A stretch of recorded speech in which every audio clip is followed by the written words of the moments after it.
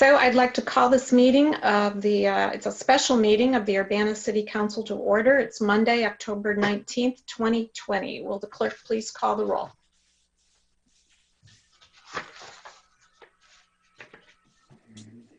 Ms. Wu, Here. Ms. Lout, Ms. Hersey, Here.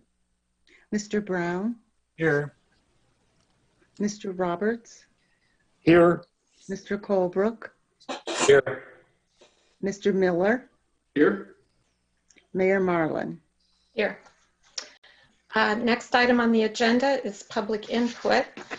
I'm going to summarize the new guidelines for public input since this is the first week of implementation. The city takes public comment via email, written format, and verbally.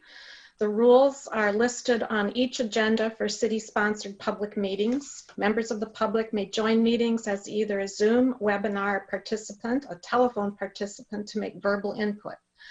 Public input's a time for committee members to listen to the public speak. Discussion, debate, commentary will not take place during this period.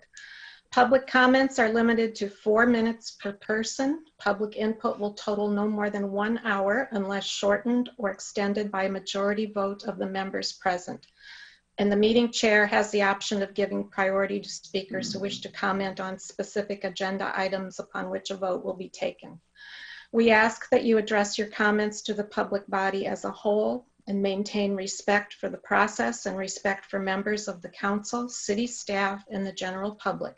The meeting chair or member of the public body has the authority to call a speaker out of order for using abusive, harassing, threatening, or defamatory remarks. If the speaker refuses to cease the remarks, the meeting chair may mute the speaker's microphone and will ask the speaker to send the remainder of their remarks via email for inclusion in the meeting record. Thank you for helping us conduct productive and respectful meetings. I see one person has their hand raised for public input. John Kraft. You'll have 4 minutes. Can you hear me? Yes, we can hear you. Okay, my comment is directed at your public comment policy. It appears now that you have 2 policies, one for electronic meetings, one for in-person meetings. What are you going to do when you have hybrid meetings where some people are in the building and some people are online? You haven't addressed that. Which public comment rules are you going to follow? And then I reviewed some of the comments at a previous meeting where you said calling someone a liar was, or somebody did, calling someone as a liar would subject them to being muted. I mean, what if they are a liar? That would be a subjective decision on the part of the chair. And then another trustee talked about, well, what about the policies that school districts have where they have to be courteous and kind to each other and they can't, quote, bully other people? Well, a public meeting is not a school. School children have different rules that they must follow in order to keep going to school. Members of the public do not follow the same rules that school children follow. And I think using a school district's policy on speech during school is the wrong avenue to use when determining what your public comment policy is. And your attorney talked about what's defamatory language.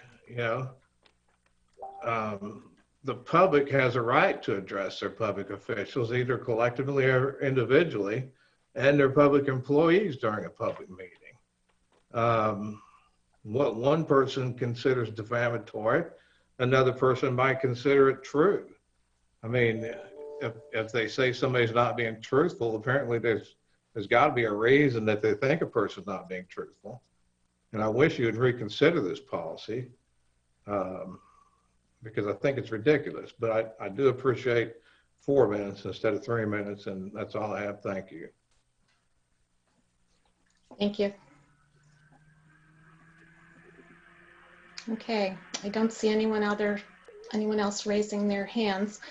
We have one item of business on this meeting agenda, and that's ordinance number 2020-10-055, which is an ordinance approving an extension to a redevelopment project start date. This is for the Urbana Landmark Hotel, and you should have received the revised ordinance from the Assistant City Attorney.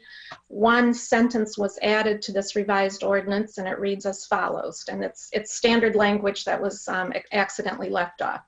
The language added is, this ordinance is hereby passed by the affirmative vote, the ayes and nays being called, of a majority of the members of the Council of the City of Urbana, Illinois, at a meeting of said council. Is there a motion? I'll make a motion to accept the ordinance. I'll second.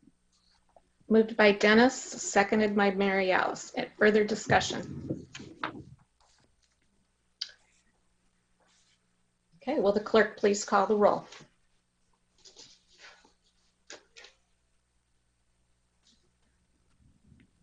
Ms. Wu, Yes.